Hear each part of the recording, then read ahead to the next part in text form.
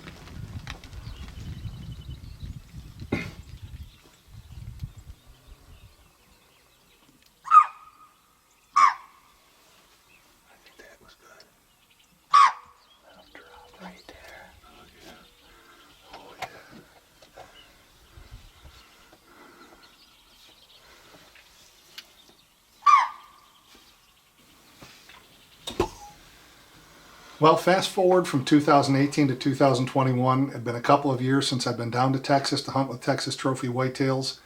And I had hunted with Keith up at his place in Livingston, Montana Whitetails, a few times. And when he invited me back down, he said, why don't you come down in March? It'll be about a month and a half earlier than when you were there last time. And it'll be like a spring break. And I said, well, there you go. That's perfect. Redneck spring break. Leaving the cold of western New York for the warmth of Texas, just so I can hunt. I'm in. And jumped on a plane, headed down there. And when I got to camp, the excitement level was going through the roof.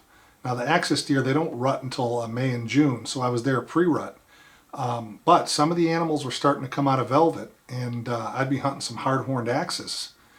And the first morning we got into the blind, we were hunting actually over the same blind that I killed my deer in back in 2018. And it was a fun morning. I had whitetail doe and some cyca doe come through, but really nothing that I wanted to take. So the following day, Keith, looking through his trail cameras, was telling me, with the temperature starting to rise, these deer are starting to hit water sources more so than food feeders. So he wanted to set us up over a water hole.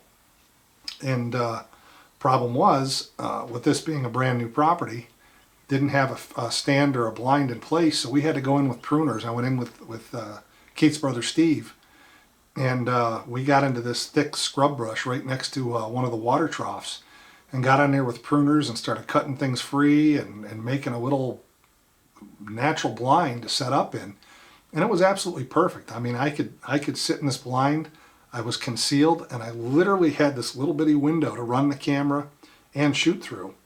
And the goal that second day with the warmer temperatures was literally to sit all day, and I'm talking dark to dark. Now I do that all the time here in New York during the rut, in late October, early November, when you're sitting 8.5, 9 hours. Well, at the time of year and the place we were hunting, I was going to be sitting close to 13 hours. And I made my mind up to do it. Well, there's no doubt that the plan was going to work, because throughout the course of that day I got visited by cows, turkeys, had a small axis buck came in.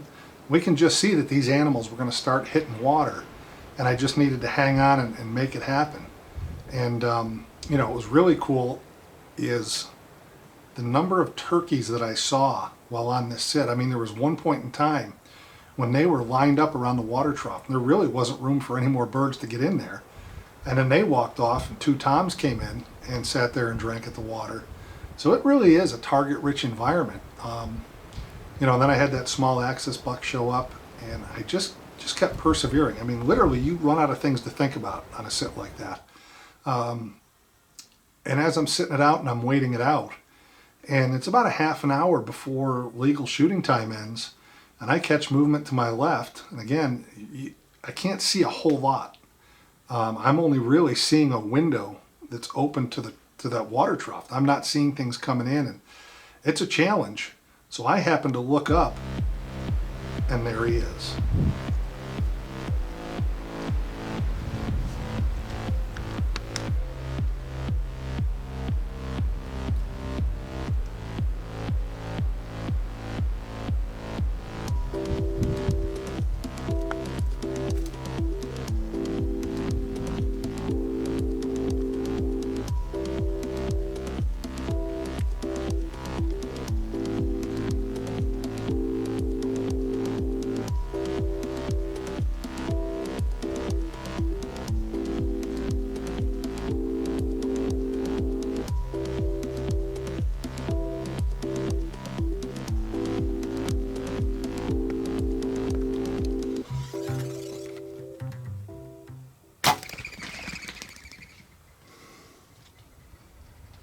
Well, you can imagine my dejection.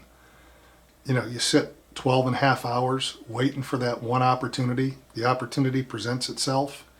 He was at 27 yards on the nose. I held the pin where I thought it needed to be. The shot felt good. He just came unglued. And you can see he was limping a little bit. He didn't want to put any weight in his right rear leg. But certainly that didn't help him from getting out of dodge after the shot. So it was a 3-day hunt. The next day was going to be my last day, and we made the decision that night to go out with a little bit of firepower. And I was going to be hunting with Keith's brother Steve, and we were going to do a spot and stalk. We took a 270, and really we had parked the Ranger, hadn't walked 100 yards, and Steve spotted a herd of axis deer. You see the one right behind the one in velvet? All right. Yeah, I'm on him.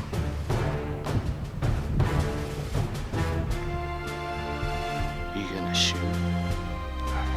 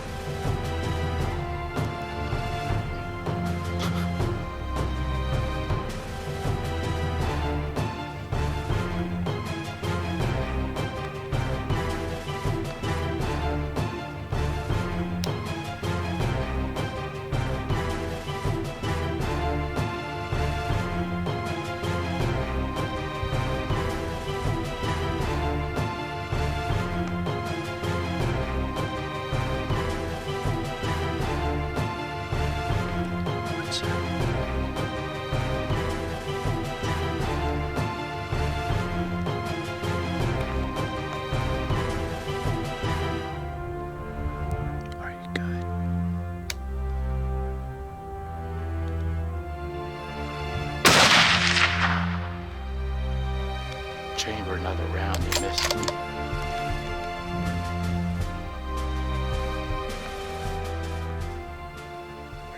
Right in front of, right in the open. No.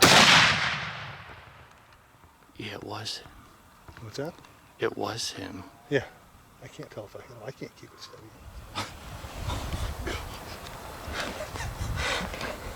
You talk about exciting. This is day 3. Texas Trophy Whitetails, Sonora, Texas. I actually sat over a water hole yesterday, or water trough, for 12 hours, and I missed an absolute giant in the last half hour. So Steve and I were talking last night. We said, you know, let's break out the rifle and do a little bit of spot and stalk.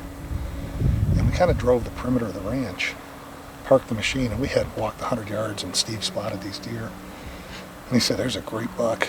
And we were able to sneak in on him, get set up, and I think I hit him on the 3rd shot. It's unreal. We got to go find this thing. I know we got to give it a little bit of time, but where else would you rather be? The 2020 deer season is a distant memory. I'm 6 months away from hunting whitetails in the fall, but yet here it is, March 21st, and I'm hunting big game, only with Texas Trophy whitetails. So let's see if we can go find this big boy. He looks like a great buck. Whew. Outstanding. He's laying right there. He probably didn't go 75, 80 yards from where we shot. And let's go get our hands on this thing. He is a gorgeous axis buck.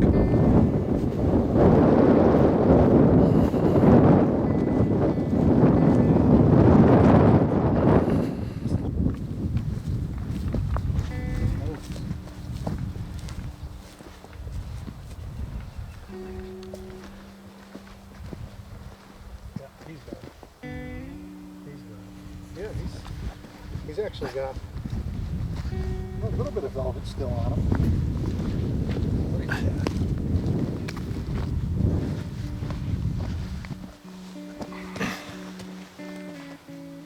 Look at that deer. Absolutely beautiful. It's like the best of both worlds. I mean, it really is. You look at the rack and it really does. It reminds you of an elk, but yet the body of a deer. And some of the most delicious venison you could ever put your hands on. It's absolutely delicious. They're beautiful.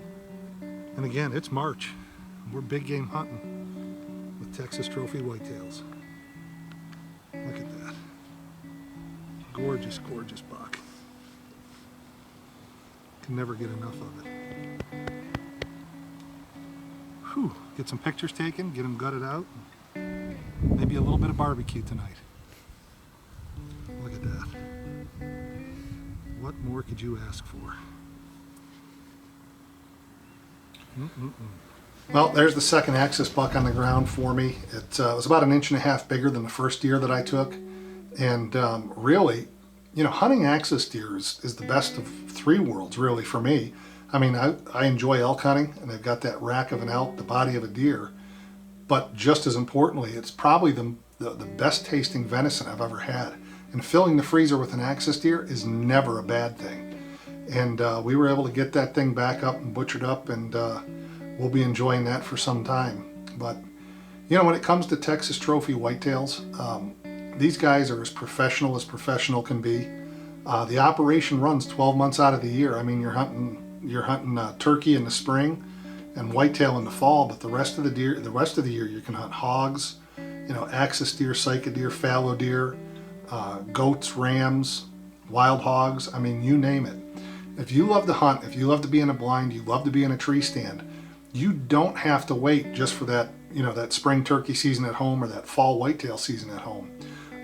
You know, get in touch with the guys at Texas Trophy Whitetails, and you can really hunt big game all year round.